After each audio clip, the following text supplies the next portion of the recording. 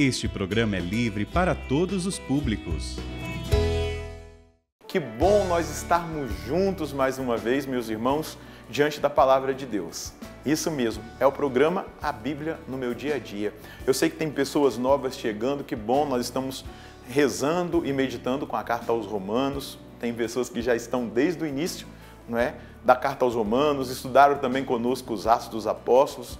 E agora, nós, diante da Palavra de Deus, precisamos estar abertos àquilo que o Senhor nos instrui. Precisamos deixar o Espírito Santo iluminar a nossa consciência, o nosso coração, para que verdadeiramente nós vivamos aquilo que é a vontade do Senhor. Vamos suplicar o Espírito Santo para nós vivermos bem o nosso estudo bíblico de hoje? Em nome do Pai, do Filho e do Espírito Santo. Amém. Vinde, Espírito Santo, enchei os corações dos vossos fiéis e acendei neles o fogo do vosso amor. Enviai o vosso Espírito e tudo será criado e renovareis a face da terra. Oremos, ó Deus que instruíste os corações dos vossos fiéis, com a luz do Espírito Santo, fazei que apreciemos retamente todas as coisas segundo o mesmo Espírito e gozemos sempre da sua consolação por Cristo Senhor nosso. Amém. Quero convidar você a pegar a sua palavra, o seu caderno de estudos bíblicos, e nós vamos hoje meditar no capítulo 13 da Carta aos Romanos, versículos de 1 a 7. Versículos de 1 a 7 da Carta aos Romanos, e vamos colher de Deus aquilo que Ele quer nos falar a partir desse texto que o apóstolo Paulo escreveu na Carta aos Romanos. Todos se submetam às autoridades que exercem o poder, pois não existe autoridade que não venha de Deus, e as autoridades que existem foram estabelecidas por Deus. Portanto, quem se opõe à autoridade resiste à ordenação de Deus, e tais rebeldes atrairão sobre si a condenação. De fato, não há razão para se temer o magistrado quando se pratica o bem, mas somente quando se pratica o mal. Queres não ter medo da autoridade? Pratica o bem e serás por ela elogiado. Pois a autoridade está a serviço de Deus para te levar à prática do bem. Caso, porém, pratiques o mal, terás motivo de temê-la. Não é sem razão que ela traz a espada.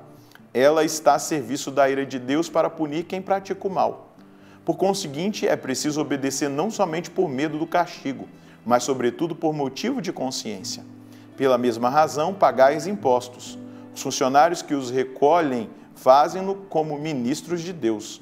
Dai a cada um o que lhe é devido, seja imposto, seja taxa, ou também o temor e o respeito. Nós vemos agora Paulo falar, aos romanos sobre a realidade dos deveres cívicos, dos deveres civis. E é importante a gente pegar esse texto e colocá-lo em prática na nossa vida no tempo atual. Então o apóstolo Paulo está aqui avalizando aquilo que é de mal nos governos e que nós devemos obedecer? De jeito nenhum. Paulo está dizendo que a nossa medida de vida, o nosso modo de viver tem que ser tão coerente, tem que ser tão fiel, que gere até mesmo naqueles que são as autoridades civis uma admiração. E quando a gente vai lá no segundo século, terceiro século, ter acesso da era cristã, que eu estou dizendo, a uma carta chamada Carta de Ogneto, nós vamos perceber exatamente que a maneira que os cristãos viviam estava acima das leis estabelecidas. Porém, o Catecismo da Igreja Católica ele vai dizer que existe uma permissão de desobediência civil. Aquilo que é contrário aos valores, e aí eu vou dizer inegociáveis, ao direito natural, aquilo que é contrário às leis divinas, nós não devemos obedecer, de forma alguma.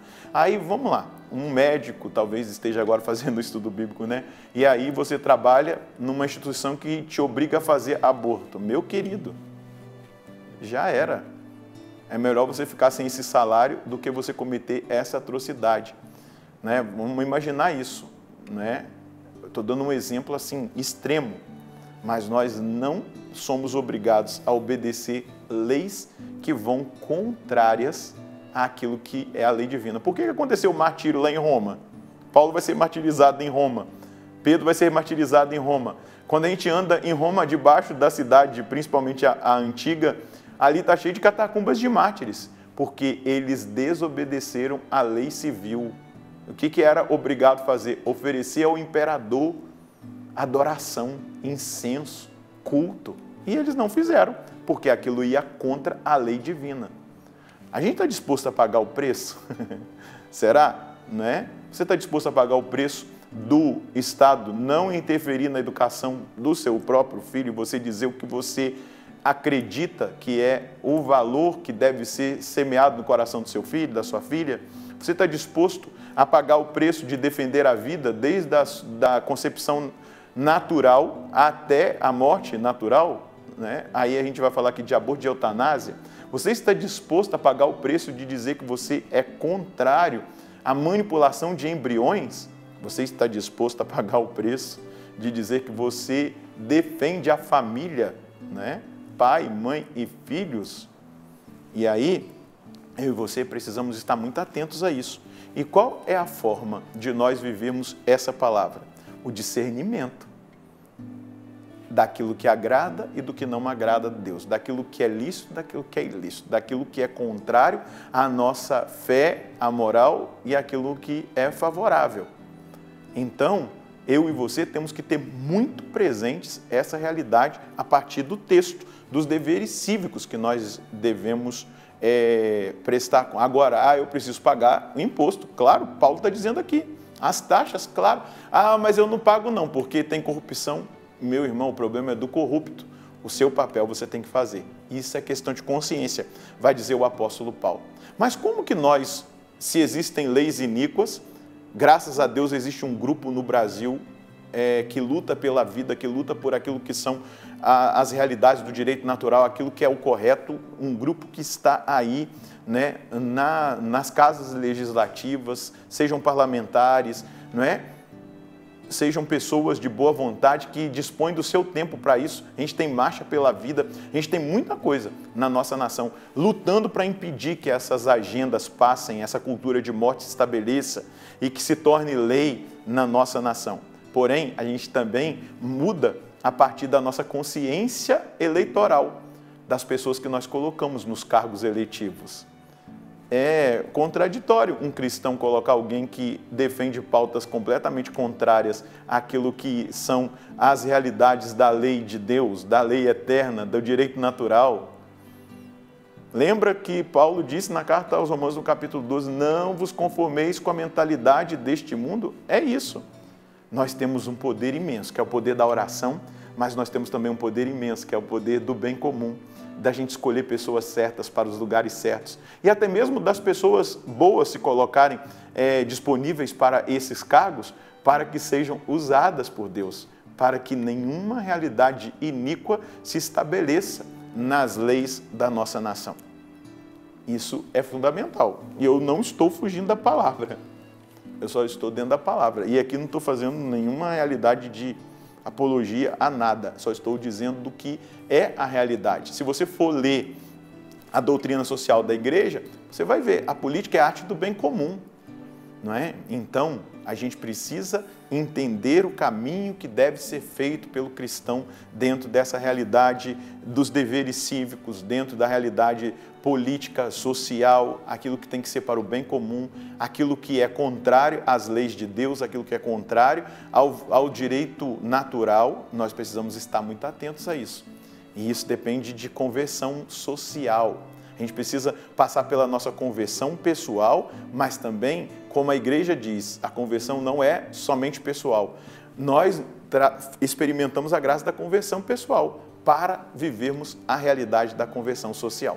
E essa conversão social se dá pelo nosso comprometimento. Então, reze pelos políticos cristãos, reze por aqueles que estão aí na luta contra esse mistério da iniquidade, essa agenda de morte, essas ideologias que querem desfigurar a nossa cultura, desfigurar a nossa educação, desfigurar a vida das pessoas. É preciso que eu e você tenhamos a consciência da nossa responsabilidade de povo cristão, a nossa responsabilidade social.